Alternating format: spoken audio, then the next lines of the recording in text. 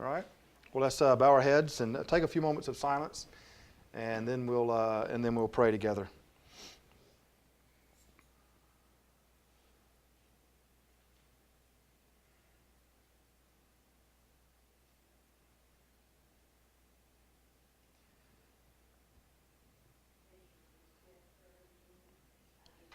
Oh God, at this time, what we ask is for your presence to guide us and direct us. We find ourselves moving at a different speed throughout the week, and so what we want to is to slow down enough to have these moments of fellowship, not just with each other, but with you, through this discipline that we call teaching or learning. We want it to be used in a way that we find ourselves not just growing in knowledge, but growing with authenticity, growing in a sense of closeness to you. And so have your way with us, we pray. We know that in a group this large, there are thousands upon thousands of concerns. And we lift them up to you as an act of faith. And at the same time, we pray that in these moments, if we could park them at the door and trust in you and your care for them, then we can fully devote our time to this space and this moment. This we humbly ask in the name of Christ. Amen. All right, we're obviously in the Exodus text now. And what we've discovered, at least over the last lesson or so, is that we haven't met Moses yet. He hasn't been born. But what we do have is that the Hebrews, the Israelites, children of Israel, that they were fruitful, they were prolific, they multiplied. And for Pharaoh, that is a problem on a number of different ways. Particularly in some of the political dynamics that are taking place inside of the kingdom of Egypt at this time. And just naturally what a ruler or what a Pharaoh or leader, what to secure the borders, to make sure that there's not an outside source that could come in and harness just the amount of the Israelites as a military, in militarily speaking. And so there's just a lot of things going on in Pharaoh's, in his world. And so he seeks to control it. And the way he seeks to do that is forced labor camps or something similar to that, and some levels of genocide. And the wording in the text describes it as in very physical, very violent.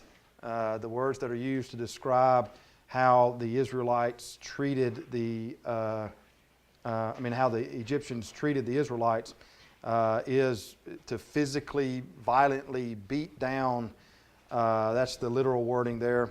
And then when we get into verse 15, we see that in the beginning, the first phase of population control came at the hands of the midwives. They would not, or at least we know two, would not do what Pharaoh asked. And so then he goes into phase 2, which is the idea of just killing a number of infants, male infants, to a certain age. And that's where I had us ending last week. Is that correct? Can anybody dispute that? How about that? So good deal. All right. So anyway, so this is where we're at, and what we noticed is that there are people who are named in the text. That's very significant, very important, and whether it be in a sort of like a backhanded move to not name Pharaoh, or if there's a theological reason why not, either way, I think is okay to conclude. But Pharaoh's name is not mentioned, which is significant. He would have been the most powerful person. And normally when these type of persons are named in a text, or if it was to be spoken, it's the long laundry list of names. Not just Pharaoh, but Pharaoh, the the incarnation of the Ra deity of the fifth generation of the house of, so and so, and you don't find any of that here. And yet you have people who would be of low status in that society are being named, and which is very significant. Because this begins this whole process of this comparison over who ultimately is going to be in charge. Is it going to be Pharaoh, big man in the big house, or is it going to be God? And so now the story actually is going to move now, not just from the fact that these means of population control, we're going to move from that into the actual birth of Moses, and sort of head in that direction. All right. So if someone would read for us. Let me just touch on, make sure we're all good. If someone would read in chapter 2, verse 1 through verse 10. Now a man from the house of Levi went and married a Levite woman. The woman conceived and bore a son, and when she saw that he was a fine baby, she hid him 3 months. When she could hide him no longer, she got a papyrus basket for him and plastered it with bitumen and pitch. She put the child in it and placed it among the reeds on the bank of the river. His sister stood at a distance to see what would happen to him. The daughter of Pharaoh came down to bathe at the river while her attendants walked beside the river. She saw the basket among the reeds and sent her maid to bring it. When she opened it, she saw the child. He was crying, and she took pity on him. This must be one of the Hebrew children, she said. Then his sister said to Pharaoh's daughter, shall I go and get a nurse from the Hebrew women to nurse the child for you? Pharaoh's daughter said to her, yes. So the girl went and called the child's mother. Pharaoh's daughter said to her, take this child and nurse it for me, and I will give you your wages. So the woman took the child and nursed him. When the child grew up, she brought him to Pharaoh's daughter, and she took him as her son. She named him Moses because she said, I drew him out of the water. Okay, so now we have Moses being born, and notice that Moses' mother is obedient to Pharaoh's commands. She did what they, at least to the letter of the law. He was thrown into the Nile, just a little bit different than probably what Pharaoh envisioned. But what we have is, hindsight tells us that this is a turning point, or will become a turning point in this compare and contrast between God and Pharaoh.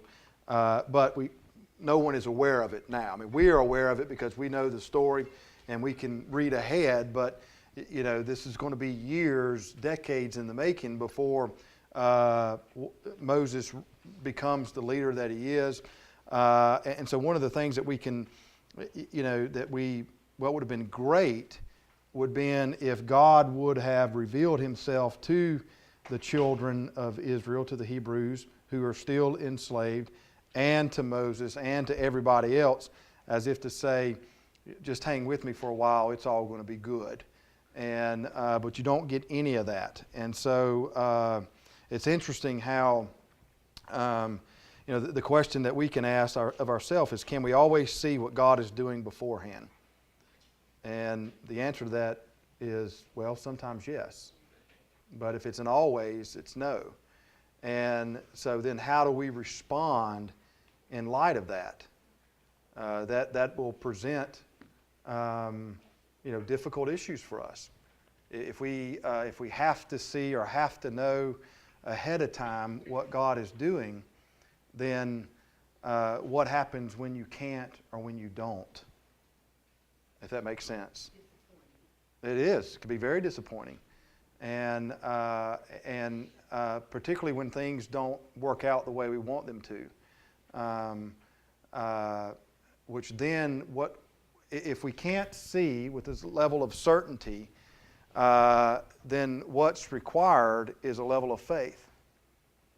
I mean, what's the Hebrew definition? When I say Hebrew, not what's the Hebrews, the book of Hebrews definition of faith? Right. We hope in things unseen when we don't have the evidence of it all being played out in front of us.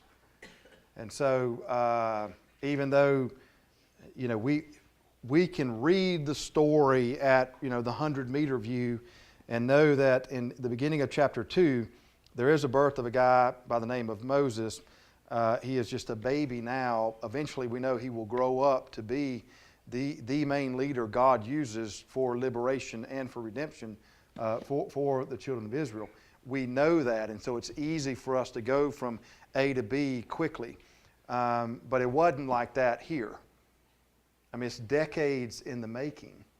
And sometimes the process of things are decades in the making.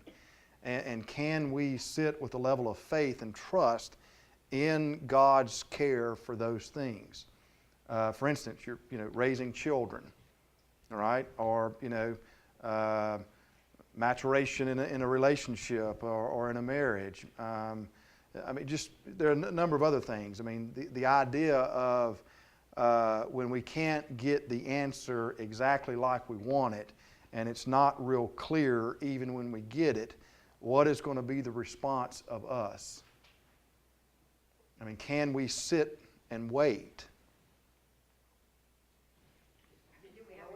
Well, I mean, you can quit. I mean, you have choices. I mean, there's you can. Right. I mean, there's always a choice. I mean, and it could be, well, I guess what I'm after is how do you respond when it is not clear? Praise God anyway. Well, I mean, that's a choice. That's an that's a means to be faithful, regardless if you have the answer. One of the best texts for me to illustrate this is in the Shadrach, Meshach, and Abednego. When they're thrown down, when the music plays, everybody says, "Well, you need to bow down," and says, "Well, what happens if you don't?" Well, if you don't, you're going to be burned, and it's going to be some levels of capital punishment. And their response is, whether or not it works out well for us, that's really not what we're after. I mean, whether or not God saves us, that's up to God. Our choice in this is that we're going to be faithful. I mean, that's a little different. And, because sometimes it doesn't work out like it does for Shadrach, Meshach, and Abednego. I mean, there are, what we call them are martyrs. And there are... Sometimes we think it doesn't work out, but later on we realize. Okay, well, then there's some clarity that comes after the fact. There's an event, takes place, it's cloudy, it's unclear, and how do you want to respond to that, at least when it comes to with God? I mean, do we continue with God when, we're counting on God to give us clarity, to show us what He's doing, and trust in that? So do we continue with God, or do we move and do things on our own? Well, you can and you cannot. I mean, right. So, right, and we hope that there are times that when, after a long season, there is clarity. But I mean, that's not promised. And so, so what I'm after is, what I'm pushing us on is to self-reflect for yourself. Is your faith contingent upon degrees of clarity from God? It's very hard. And, it's hard to, back up, Betty, because I don't want to say this exactly wrong, but, what I mean is, it's almost easier to say, well, that didn't work, let me go on to something else. Right. And rather than trusting God. And in the first place, I think maybe people in general, and Americans in particular, are taught to be self-reliant. And so when something doesn't work out, you say, well, in fact, in our Sunday school lesson this coming up week, I was reading a little bit of it, and it said, the little paragraph to get things rolling said, well, my father, I think it was very ill, and we prayed and prayed and prayed, where you say, okay, well, God, I gave you a shot. I'm going to go on to something else. Right. And that's, I just think we have to continually remind ourselves to be faithful, as Pat says, and to say, okay, there's more to this than I can see right now. But I think when you go to someone who's grieving and you say, oh, it's going to be okay because Right. God has a plan, Yeah. I think that's hurtful. Right? Could be. I think Yep. that doesn't honor their feelings. Well, and of course, then we've added what we've just added is a component of, how do we minister? How do we care when it's not clear? And so I want to delineate the two for a moment. But just in our own mind, Bishop Watson has this wonderful saying where he says, "Life is messy," and so which means it's not always clear. And so when it's not, that puts a ball in our court type response of will we be faithful, or will we be open to faithfulness even when it's not clear? And now there are times when there's wisdom or clarity that comes down the road, and what we see is that with clarity here, we're able to look back and interpret the events that transpired or took place in our life and how God was active inside of that. But that clarity might not come until down the road. And then when we do, say if there's someone else who's going through this, how we then minister is what Betty's talking about. That's a completely different topic all the way around. And we'll save that one for another Tuesday. Real quickly, I just would say, the ordinances of the church. I don't know if you've ever heard of the rules or the ordinance of the church. There's really just three. And the first one is do no harm. And then the second one is do good. Well, do no harm first. All right? I mean, you can trust God to do good. Our role might be in the beginning is do no harm. And just keep in mind that there are people, the third law or ordinance is, obey the laws of the church or, stay in love with Christ. The idea is that God has given us disciplines. We work the disciplines, for lack of better words, so that we can do number one and do number two. But when you have friends or family members or whatnot, people who are going through places like this, if you don't know what to do, just think about what can I do that would not bring harm to the situation. That's probably the best action, which means the ministry of presence is very powerful, and there you don't. The anxiety is you want to solve somebody else's problems. Okay, we can't. Right, that's exactly right. And so the best thing to do in so many cases is to just a sense of love, a sense of caring, because there'll be questions that are asked. Why is this happening to me? This is not what I wanted. All these things that we've talked about too. We don't have to answer them. I mean, some of it is just people processing and out loud, but your presence, your love, your care there, those are very powerful means of ministry. And most of those sit with do no harm first. And then down the road, doing good might be to entertain some of those questions. But I would wait till there'd be some distance from the actual event. Does that make sense? But we have this compulsion to want to fix it for people, and we some things just aren't fixed ever. That doesn't mean God doesn't redeem. All right, that's not to mean that God can't do what God wants to do, but maybe in the afterlife, to use our words, that's when it gets fixed. Does that make sense? I mean, can you trust God in that? All right? I mean, which is difficult because we want things fixed and we want things made well. And that's something I've learned in ministry. If I was teaching this class probably 15 years ago, I would have probably told you everything is redeemable. All right? I mean, and I don't believe that now. And that doesn't mean there's not an intent to want to do it, but there's so many multifaceted, complex situations in life that require multiple parts working together to bring about wholeness. And you remember that Rubik's Cube?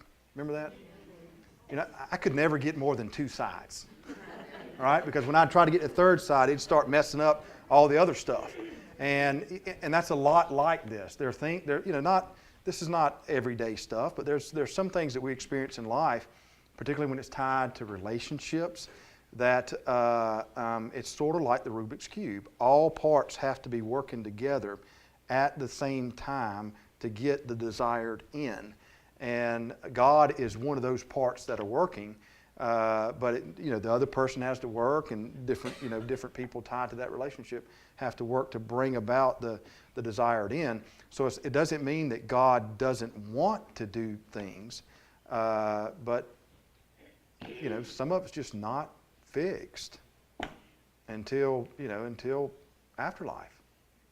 And the wonder of God is that God eventually does fix it. Yeah. So that's a hard lesson to learn, but it's a lesson that the sooner the better, the easier our life will be, the more patient we will become, the less anxious you will be, because you're comfortable with God working even when you can't see it to bring about God's desired end for the future. I don't know if y'all remember when we looked at the book of Revelation, there are parts of, even in the book of Revelation, where people are crying out for God to act, and God is just delaying. From our perspective, that sounds kind of shoddy, doesn't it? We're at... The hardest part is the discernment. That's Sure. harder than the faith part. Well, I mean, knowing. I mean, that's right. I mean, the idea of knowing. Would you used the word discernment. Could I reinterpret that to say maybe the hardest part is knowing how it's going to end? Does that make sense? And when my part. Right. What part do I play in that? Right. And just sometimes those things are not clear. And, so what do? Well, do no harm, do good, stay in love with God. And you trust that as that unfolds, that God will, bring about His purpose in His time. And now that sounds very... I used to have a friend of mine, he calls it Christianese. Let's just kind of shellac some Jesus on it and make us feel good. But I mean, there's some realness to that. And it's the idea of, can I trust in God even when I fully don't know the way? And that's a decision that we all wrestle with. And it's one that everybody will wrestle with. No one makes it out of life without it.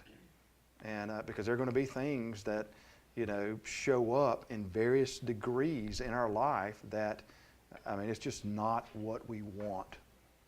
And how do we respond with that? How do we deal with it?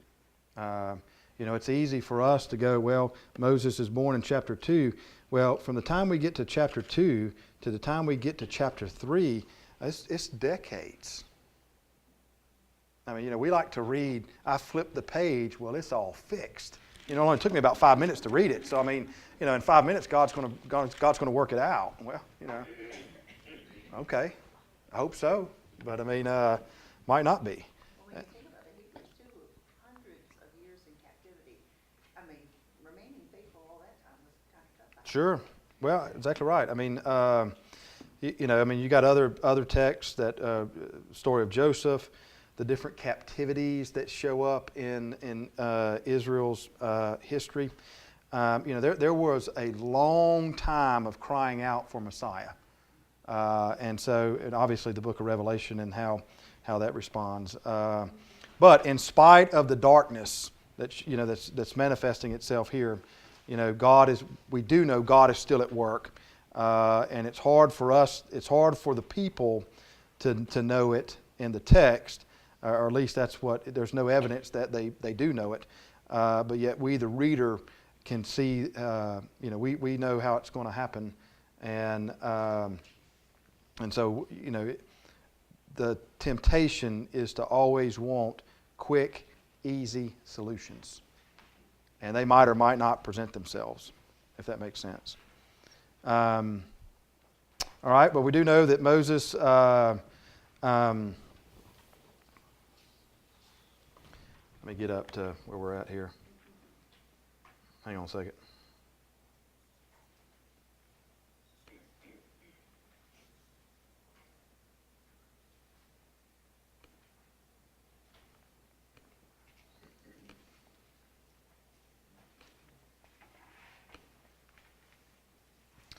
We do know that Moses is born, and he grows up in Pharaoh's house in some form of a prince, which meant that he would have been educated in all the wisdom of Egypt. We know that also from Acts chapter 7. But he also knew something about being a Hebrew. Trusting God's providence. Obviously, Moses' mother is involved in that. We don't know to what degrees that took place. If he was more Egypt or Egyptian than he was, Israelite, or more Israelite than Egyptian, we don't know. But what we do know is he sort of got the best of both worlds in that particular day. Now, here's something that's going to be interesting for us that we're going to move into. If you're God and you need a representative to lead the people out, who is the best person for this? Skill set wise. Right. Not just educated, but educated in what means, or what communication, but also with the ways of Egypt. And yet at the same time understand concept of Hebrews. And so, I mean, you have just from maybe the providence of God, Moses finding a resting place in Pharaoh's house for a while, that the most effective witness for God normally are the ones that use the skills that they have for God in the area that best suits them. And Moses that's exactly what Moses does. The idea that Moses would have known a fair amount about the Egyptian world, and at the same time would have been at least some level of understanding of the Hebrew world. If that person is going to be a mediator between the two worlds, at least in the beginning of the plagues, he's the best person for it.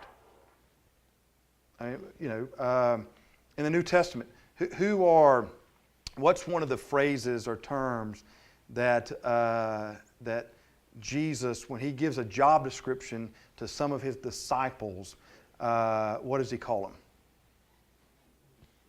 Fishers of men, right? What was their profession?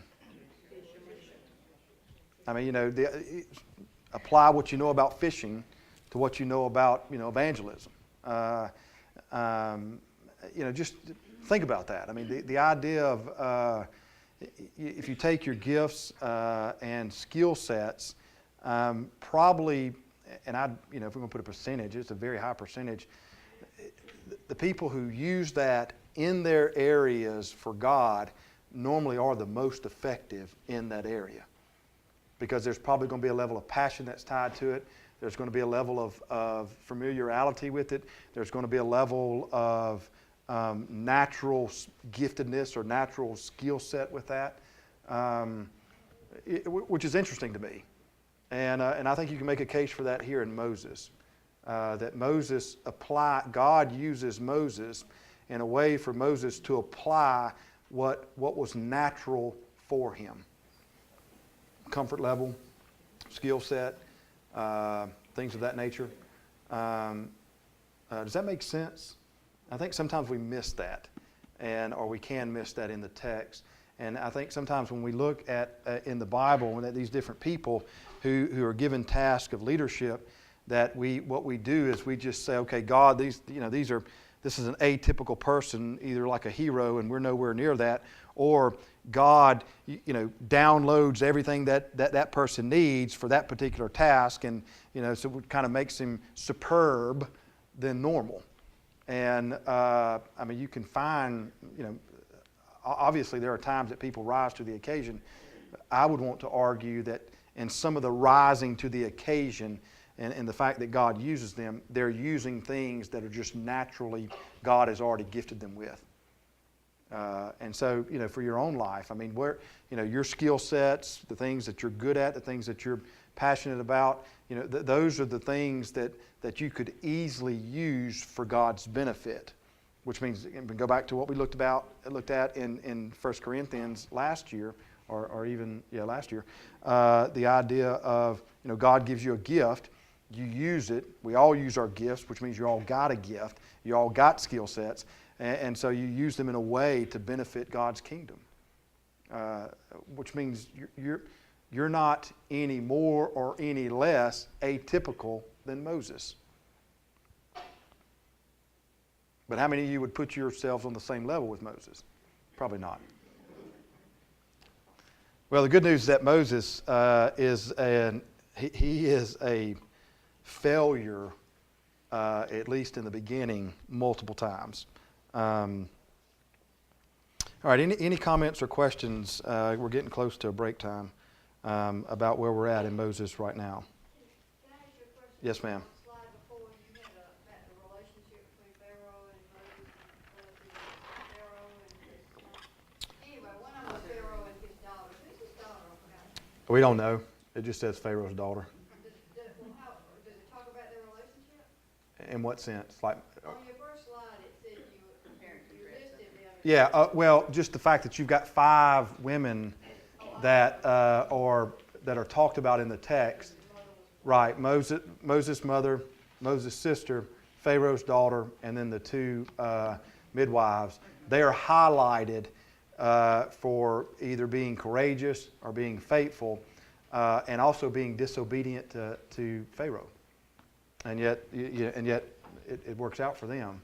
Was his daughter disobedient to him? Well, the law, we know from the beginning of chapter 1, or the end of chapter 1, that we're supposed to throw males in the Nile. Well, Moses' mother did that, but with a boat, and then but the idea was what Pharaoh decreed is that I want the males dead, and yet even in his own house, Pharaoh's daughter is not obedient, and yet it works out to good for Moses.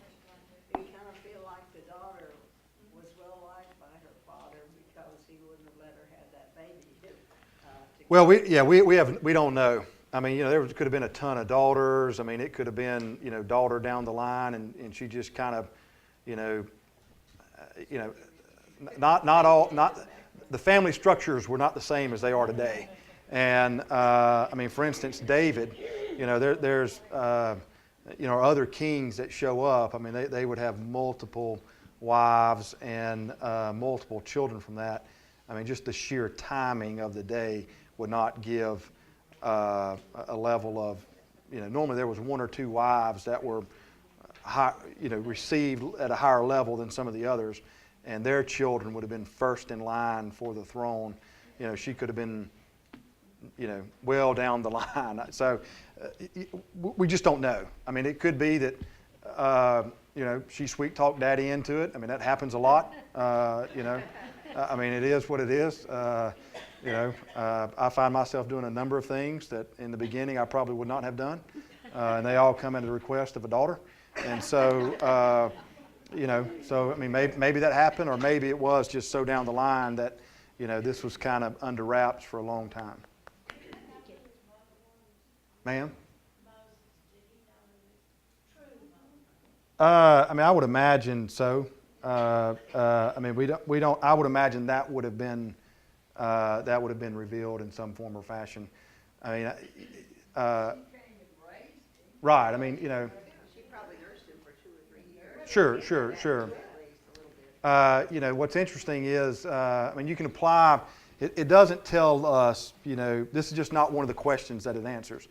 But all right, if you had a child, and you know you are Moses' mother, and you're given the opportunity to care for Moses, would you have kept it secret forever?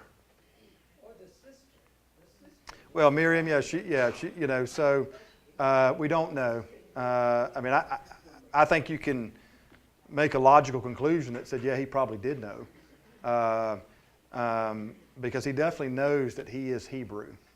That he does know. That's a good question. I think it's interesting, and I never noticed it before that they point out that he came from the tribe of Levi. Right. That, and although they didn't know about the tribe of Levi in this time, Right. it would come to be that that was the priesthood house, and Sure. it would have been Aaron. Right. Yeah, exactly right. And what develops is descendants of Aaron's are the priests. Levite, you know, descendants are, you know, they're also workers. You know, you had people who worked in the temple, but yet they were not priests, but they all had to be from that same tribe. You could not. That tribe was set aside for worship duties, things of that nature, sacrifices, all that stuff. All right.